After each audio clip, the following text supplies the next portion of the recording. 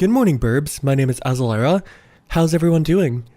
I know it's been a few days since the whole community outrage and the whole NGS headline disappointment and all that, but I really hope you're doing well. Anyways, today, as of recording this video, Operation Rainfall has published an article interviewing Kimura Yuya-san, in which, if you don't know, he's the man who appeared on the headline in April, and also the man who is the series producer of PSO2 Genesis. The article here, written by Quentin H, is actually an email article, or an email interview, which has been edited a little bit for clarity and all that, so just to note that this isn't all the exact words. But with that, let's get into it. Could you please introduce yourself? My name is Yuya Kimura. This marks my 21st year working at Sega.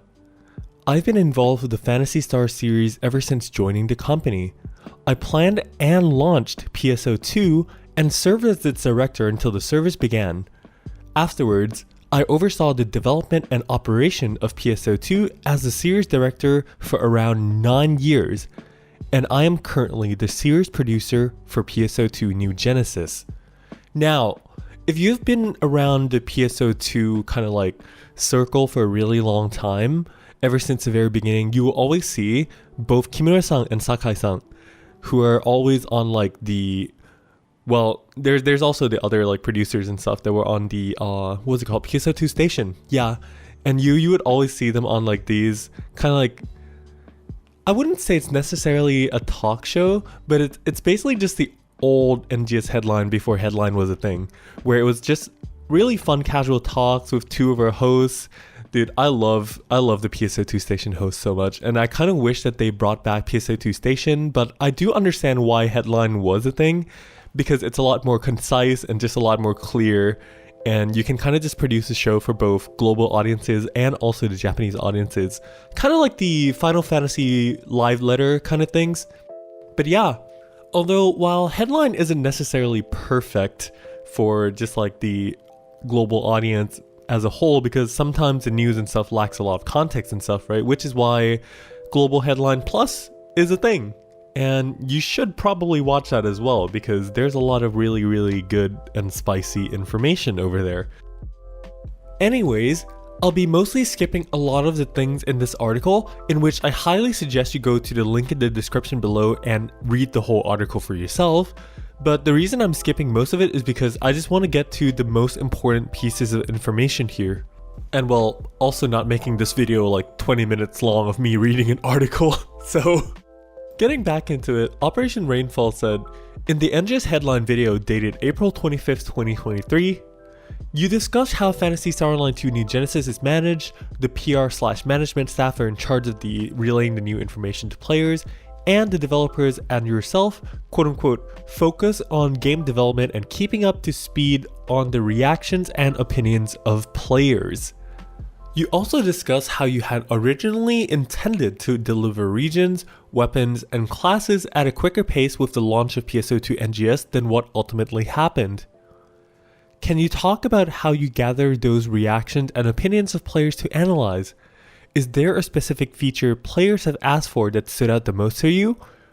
How do you balance integrating what players want into the game and what the development timeline that you already had planned out? Kimura-san's answer here was, player feedback and opinions are collected through posts that are posted to official support channels and comments on various social media platforms. Dedicated staff, including Hiro Arai, compile and summarize this feedback.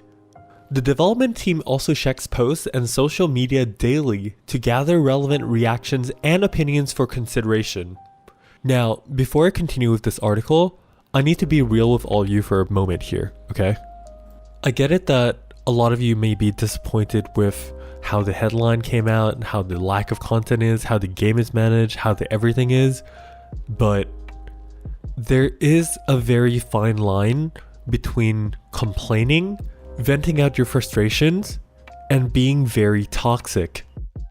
And I know the word toxic is used a lot. Like, I feel like the word toxic nowadays doesn't really hold its meaning as much because people kind of just like throw it around.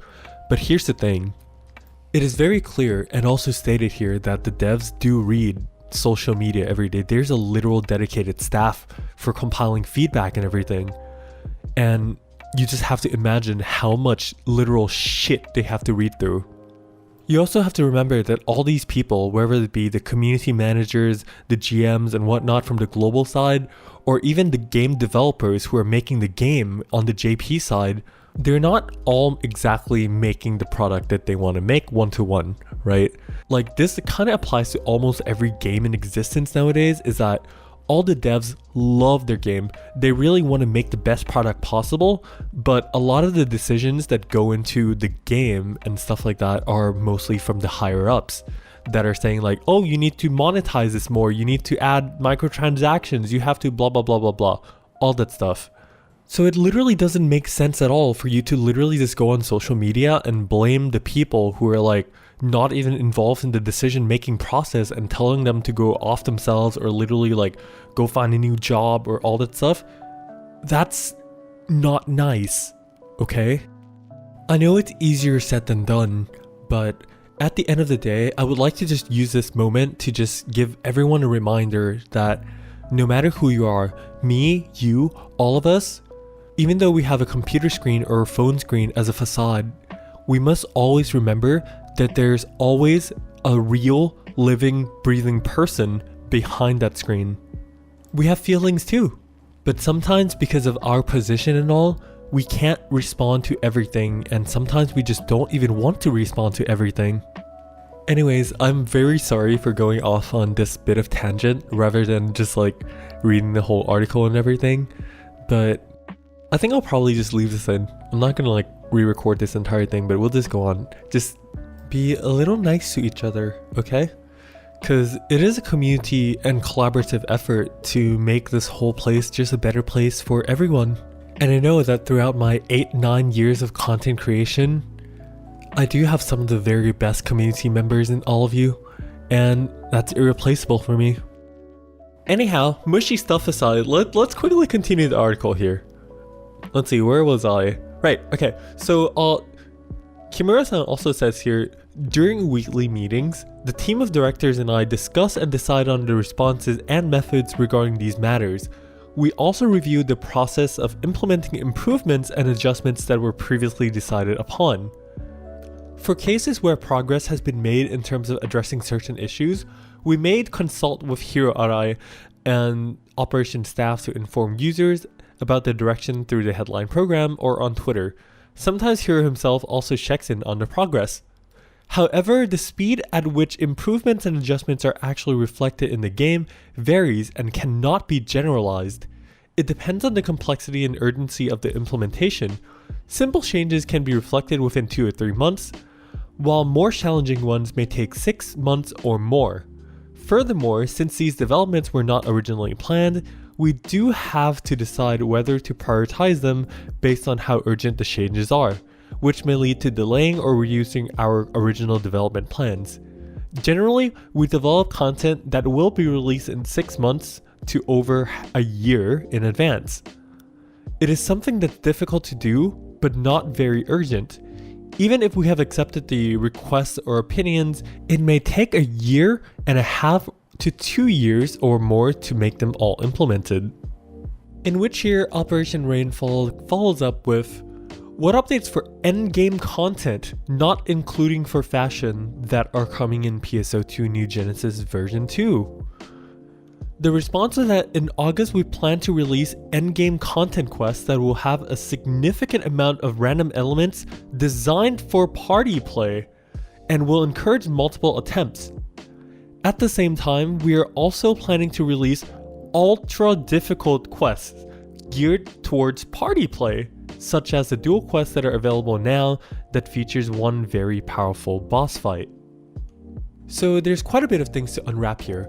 Basically what Sega is telling us is that normally they already have content and everything made around like half a year or a year in advance, right? So whenever there's like feedback and stuff that comes in, it depends on how urgent the thing is, which if it's small may take only just like a few weeks or just a month or so to implement, but like the more difficult one may take a few more months.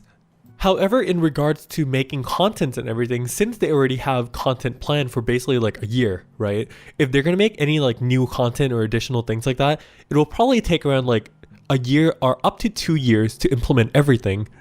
The timeline is basically similar to what we saw since the very first announcement of the creative spaces, because player feedback was like, oh, we want the My Room system and everything, and then they basically just like, oh, you know, our players really want all this, so we're going to put in a lot of resources into that, and then boom, boom, boom, boom, boom, a year or so later, bam, now we actually get it. And they just keep showing us more and more of the development side of like, oh, we got to this far, we want some feedback, we want some blah, blah, blah, blah, which is why they showed this stuff in the headline. And you know, that's very respectable. You can't really say that, oh man, Sega does not listen to feedback at all, because there's a lot of features that do come, but it's just that the development process makes it a little bit slow for some things to come, because, well, they do have a development timeline and everything of that sort. I'm not saying if this is like the wrong or right ways to implement content or feedback or so, but it's good to understand why the contents are coming slow or things like that, because every game company has their own timeline and their own methods of doing development, and this just happens to be Sega's way. Now lastly, the August quest that's going to come is going to be something pretty interesting, because it's either, you know, from what they say here, it feels like what they're describing is either divide or challenge mode, in which honestly Divide Quest is probably the best form of content that PSO2 has ever released, ever, in my personal opinion. I really, really, really love Divide Quest. But the part where it says will encourage multiple attempts just makes me really think like, is this going to be challenge mode? And honestly, if challenge mode is implemented, there will be a good amount of replayability for a while, but if they actually do it in the way of like, if they're going to implement challenge mode, kind of like CM2 or CM3, where there's maybe like a little bit more alternative of like how things go, the more roguelike elements here and there, I think it can be also really fun. But what's really, really going to get me here is they're going to release a really, really difficult quest type, which is geared towards party play. So imagine like, for example, a 4-man Sodom kind of boss or something like that. They said that it's going to be a duel kind of thing. So like, you know, you're finding one very powerful boss, which is why I brought up Sodom from base PSO2. Or imagine if there's like a new unique boss, like a masquerade or something, but you have to fight it with a party. And honestly, that's really good, because I mean, personally for me, one of the reasons I play Phantasy Star is to play with my friends. While 1v1 solo quests are really cool and all, personally I feel like it's a bit wasted, because why would I play an RPG game, well, online RPG game like MMO game or whatnot, and not want to play with other people, right? Maybe that's just me. And yeah, that's about everything I wanted to talk about from this article. I'm very sorry if I went on like a super big tangent, because this video probably could have been cut like 5 minutes less in length. But I do feel like a lot of the things that were mentioned is pretty important. So I just want to give a personal thank you for everyone who watched or listened to the very end of here. I genuinely really, really appreciate all of you taking the time to sit and listen or watch to my videos.